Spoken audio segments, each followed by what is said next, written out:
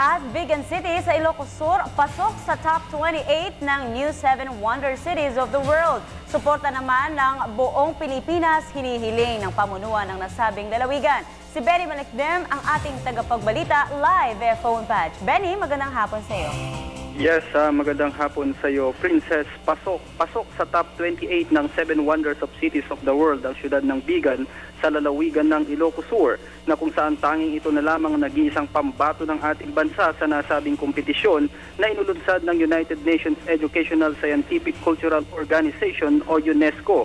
Kung kaya't plano ngayon ng City Government of Bigan sa pangunguna ni Mayor Eva Marie S. Medina na sulatan ng lahat ng local chief executive sa ating bansa upang hilingin ang kanilang suporta upang tuluyan ng makilala ang nasabing syudad na isa sa mga 7 natatanging syudad sa buong mundo.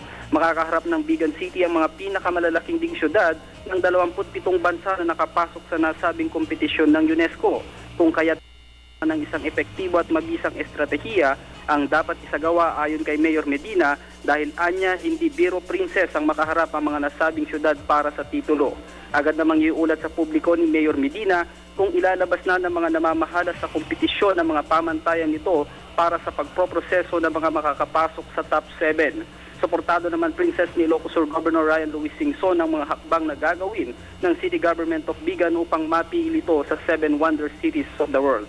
Kung kaya, Princess, ay sama-sama nating suportahan maging ang lahat ng ating mga kababayan mula Luzon, Visayas at Mindanao ang siyudad ng Bigan upang makapasok ito sa top 7 ng Wonder Cities of the World. Dahil hindi lamang ito magiging pride ng mga Ilocano, kundi maging buong sambayanang Pilipino. Mula dito sa PTV Ilocos, ako naman Benny Malikdem para sa Telebisyon ng Bayan.